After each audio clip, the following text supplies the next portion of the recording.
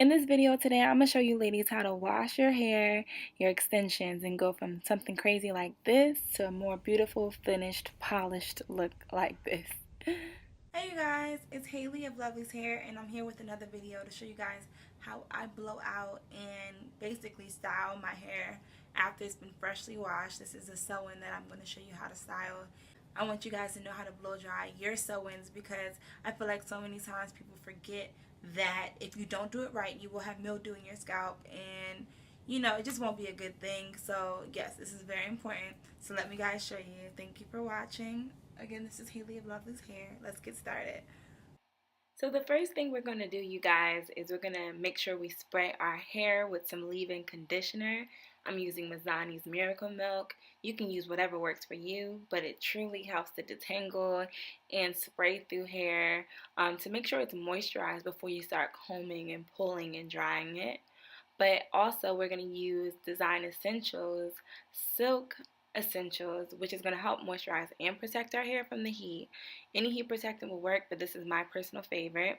We're going to apply this product generously to the leave out because, of course, we don't want to have straight ends when we take these extensions out. So we apply that to all the areas we have leave out, making sure that they are fully moisturized. And then you just want to make sure your hair is in workable sections to get ready to blow dry. I'm just doing a ponytail at the top, and now I'm going to show you guys what speed I'm working with. I do a high speed and a medium heat. That just prevents any aggressive damage that can be caused by using heat that's too high. So then I grab my hair in the back section and I pull at it and make sure I'm providing tension to the hair while I'm drying it. That just really helps, especially because if you have natural hair, you're going to have the hair shrink back up as you go to put heat on it. So stretching it prevents it from tangling too much. Another important thing is to make sure that you're rotating as you blow dry. So I'm blow drying in the back and then I'm blow drying it from the front, just to make sure there's not a lot of heat just going on one part of your hair, which can cause the hair to be damaged by that heat. Even though we are using medium heat, it still can be damaged if you're using it too aggressively on one part of your hair. And another thing, when we're going ahead and blow drying it, make sure that you're starting towards the roots because that's where the excess water is. Normally, I would say from ends to roots, but in this case, you have a lot of water there. So if you're starting at the root, that'll help you work it down because more than likely your ends have gotten way drier than your roots have because you have that buildup of moisture where your braids are sitting. So as you can see, I'm just going through this process. I'm tapping at the root as I blow dry it, and that's actually going to help to get those braids underneath a head start to be dried. So we go ahead and continue this process through our hair. Your sections are truly up to you. As you can see, I'm just putting a bun at the top and working with sections that are long enough for me to address. Honestly, I feel like the smaller sections the better just because you will get it drier faster. But sincerely, it's what's up to you. As long as the hair feels dry, that's all that matters. But as you see, you can see that my hair is definitely getting dry. It doesn't look moist at all anymore. And it's also well conditioned. It's detangled. So my preference is always using a comb attachment. Everyone is different. You can use a blow dryer with like a paddle brush. You have that option too. But for me and this type of hair, that comb attachment saves my life. And of course, if you have curly hair, you don't have to blow dry it at all. You can just sit under the dryer as soon as you're done. Now, if your hair starts to feel dry, I would add some extra leave-in or some heat protectant in that area. Simply because you don't want to be pulling and blow drying on hair that is dry because that's just asking for breakage. That's just asking for damage. So go ahead and reapply leave-in conditioner and a heat protectant, comb it through, and then go ahead and stretch and smooth the hair in the direction you want it to go before you blow dry it. And that's just putting you in a perfect position to stretch the hair without having to worry about damaging your hair. And also, it's just putting your hair in position for how you're going to style it. So always just make sure you're blowing it in the direction that you want your hair to lay. So it won't have to be a fight when it comes time for you to style your hair. So I hope this is making sense for you guys, but basically I'm just going through this process of blow drying my hair. It's very simple, but it is tedious. It does take some time. So I pray you guys have patience. Altogether, I would say blow drying this head of hair, it took me about 30 minutes. Nothing crazy, but most of the time was just directed on getting the roots as dry as possible so it wouldn't be so much work as I sit under the dryer. And yeah, we're pretty much finishing up that top portion of our hair. So there we go. I'm gonna sit under the dryer for probably like a good solid 20 minutes on high heat.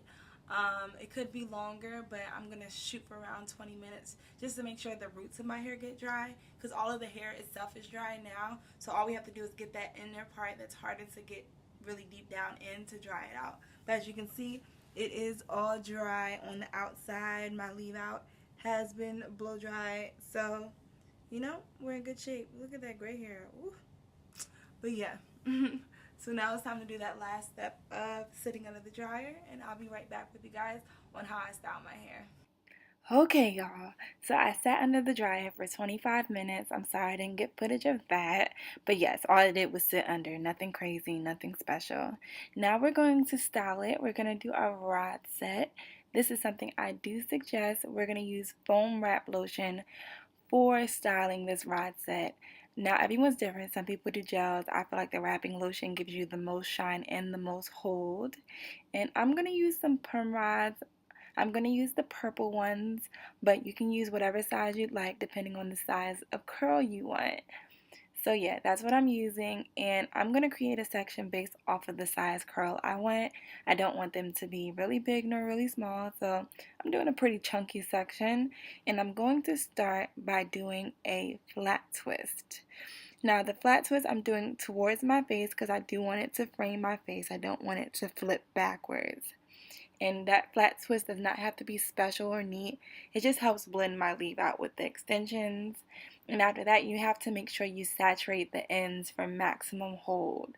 Now you can go ahead and saturate a little further up to where the twist is, but I just make sure the ends are, and I secure the rod at the very end and roll it upwards. It doesn't have to be perfect, but it does have to be tight and secure as you wrap that rod up your hair. Now, if you're not familiar with perm rods, they're very simple. All you need to do is wrap your hair around the rod and then stretch that band over and lock it in. You can also use a flexi rod to achieve this. It's truly up to you. I just prefer perm rods for this look. And if your hair is drier like mine, I do recommend using a cream for moisture to blend your leave out with your extensions. I'm using the Coconut and Manoi Souffle by Design Essentials. But you're just going to continue to twist your hair down and throughout your head and ride those ends. Now, the cream, like I said, that is optional, but I really think that's important for the top portion of your hair that you're blending your leave out with your extensions too. But besides that, make sure you're focusing on just saturating with that mousse, because that's what's really going to make sure your curls are popping, that make sure they're secure, that make sure that they're shiny, and then make sure that they last you a while. Like, these curls should definitely last you a good week. Now, of course, by the end of the week, they'll be a little frizzy, but they'll still look good. Sometimes messy is better than perfect. So yeah, we're just going to continue to do this process. I sped it up just because I'm really repeating the same exact thing on every section. That flat twist and that twisting of the rod upward. So if you didn't get it, I promise you, if you go back to the beginning of me doing these rods, it's the same process all the way around. Your twist does not have to be perfect. And to be honest, you could braid it instead of twisting it, but that's really it. You're just going to go ahead and do that and secure your hair, and then you're done. And now it's time to wrap our hair. Now, I'm always going to make sure I put something on my leave out. Moisturize that leave out, because the worst thing to have is breakage when you take out your extensions. I use a satin bonnet to cover my curls and then a satin scarf to wrap around my edges. So many people forget this part, and it's so important just to make sure your hair is laid smooth and looks very flowy. Now, this is the next day. The next day, I am taking off these rods. I put a little makeup on, but yeah, I'm taking off the bonnet and everything and pulling these rods out one by one. Nothing special, because I curl these rods so tight. You don't have to be perfect about how you remove them. You just take them out. I have a little bit of like light oil on my hands, not a whole lot. But basically, we're going to go ahead and just separate these. There is no perfect way to separate these curls, only because of this look. It's going to be more free and bouncy. It's not going to be a perfect curl. So yeah, you just go ahead and separate each one by just go ahead and gliding your fingers through. There's no perfect rhyme. These are supposed to look like a big bouquet of curls.